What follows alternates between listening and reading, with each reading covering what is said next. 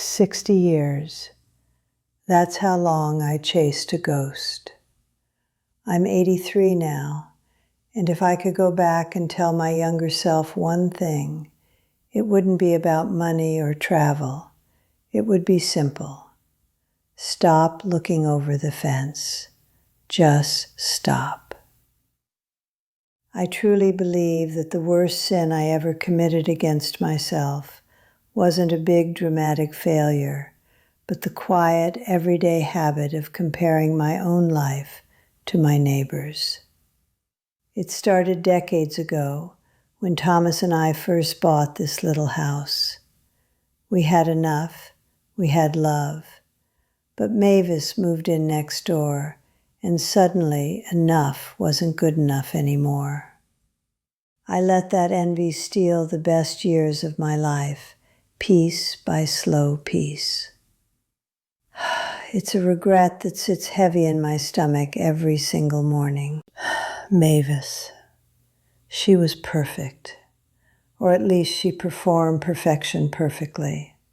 She had the newer car, the spotless patio, the landscaping that looked like it belonged in a magazine.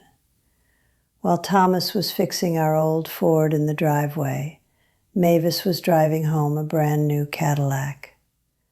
While my Michelle wore clothes I stitched myself, Mavis's children had tailored outfits.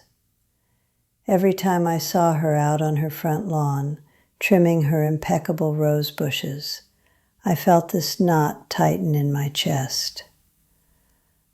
Why did she have it so easy? Why were her successes always shinier than mine? That question became the filter through which I viewed my entire existence, and it poisoned every blessing I had. The problem wasn't Mavis, of course. She was just living her life. The problem was the narrative I built around her life. I assumed her perfect lawn meant a perfect marriage. I assumed her new furniture meant deep, fulfilling happiness. Thomas, bless his heart, would try to pull me back to reality. He'd say, "Dolores, we are doing fine. We have each other and a roof over our heads." But I couldn't hear it. I was so busy calculating the mortgage on Mavis's new sunroom that I didn't notice Thomas painting our kitchen the exact shade of yellow I loved. I spent all my energy tracking her upgrades instead of cherishing my own home. I'll tell you how bad it got. We had scrimped and saved for a family trip to the coast, the kind of memory Michelle still talks about. But just a month before, Mavis renovated her kitchen, brand new everything. I panicked. I became obsessed with wanting our house to look respectable by comparison. So I took the vacation money, our travel fund, and spent it on granite countertops that we didn't need and couldn't afford. We never took that trip. Michelle got a decent kitchen to grow up in, but she missed out on seeing the ocean with her father. That single decision, rooted in pure, shallow envy, is a physical pain now. I sacrificed a lasting memory for a temporary slab of stone. Thomas was a patient man, but the strain showed.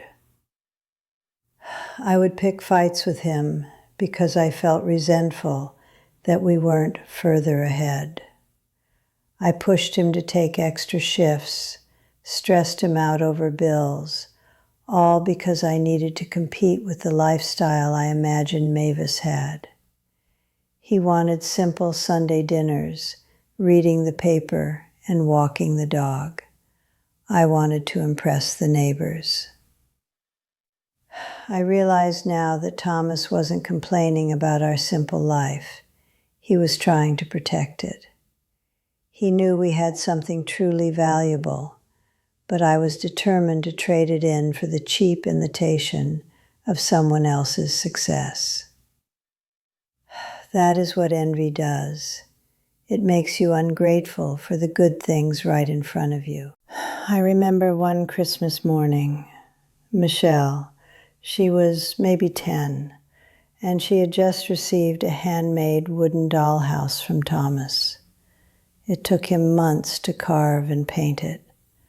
Her eyes were shining. It was perfect. Then she went outside to play, and Mavis's son Lawrence was showing off a brand new electric toy car that cost a fortune. My heart sank. Instead of focusing on Michelle's genuine joy, I was instantly embarrassed by Thomas's sacrifice. I rushed inside and scolded Thomas for not buying something modern. That moment is burned into my mind. I stole the shine from Thomas's gift just to protect my own ego from Mavis's perceived superiority. That envy was a thief, constantly stealing my precious moments. My garden was blooming, you see. Thomas and Michelle were my garden. They were full of life, unique, messy, beautiful, and completely mine. But I didn't water them. I just stared at Mavis's prize-winning roses, convinced that my tulips were inadequate. I wasted decades of laughter, of quiet evenings, of simple contentment, because I felt deficient. When you constantly measure your inner worth against someone else's external display, you will always lose. Always. Because you are comparing your whole messy truth to their polished facade. And a facade is just that, something easily broken. The comparison only stopped when Mavis moved away 10 years ago. She sold the house after her husband passed. It was a huge, elaborate estate sale, and I went, partly out of habit, partly out of curiosity. I ran into Lawrence, her son, sorting through the belongings. We talked quietly, and that's when the truth came out.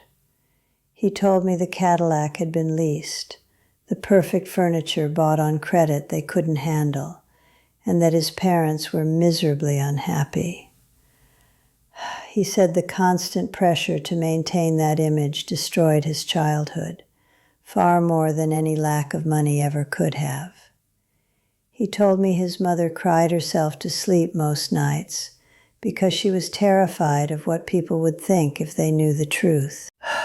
It was like being hit by lightning. All those years, all that heartache I inflicted on myself and Thomas was for nothing. Mavis wasn't living a dream. She was trapped in an illusion that was financially and emotionally devastating.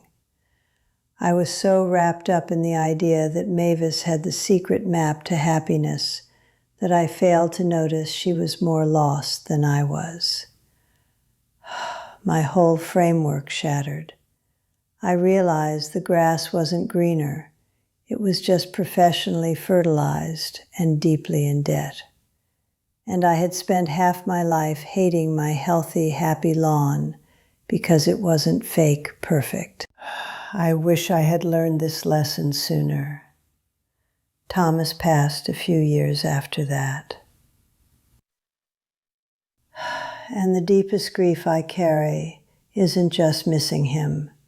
It's regretting the joy I robbed from us when he was here. All those arguments, all that anxiety, wasted on trying to keep up with a fantasy. I can never get back the hours I spent worrying about Mavis's accomplishments instead of celebrating Thomas's quiet integrity. I lost decades of peace. That's the consequence of comparison. It doesn't motivate you. It paralyzes you with fear and self-loathing until the years are simply gone and the chance for real joy has withered away. You young people today, you have it worse than I did. I only had to look over a fence. You are looking into 1,000 curated perfect worlds on that little phone screen. You are watching strangers' highlight reels and comparing them to your own behind-the-scenes failures. Don't fall for it. Don't wait until you are 83 to realize that the person you should be looking at is the person staring back in the mirror. Focus on making that life authentic and rich, not perfect and exhausting. The goal isn't to be better than your neighbor. The goal is to be fully, wonderfully you. So please, take this wisdom from an old woman who learned it the hardest way possible. Put the phone down. Look away from the fence. Look at your own life. Really see the good parts, the people who love you, the things you built, the quiet strength you possess. Stop worrying about whether your garden is as green as Mavis's. Just pick up your watering can, get to work on your own soil, and watch your unique blooms finally flourish. Don't waste your 60 years chasing someone else's shadow. Your time is too valuable for that.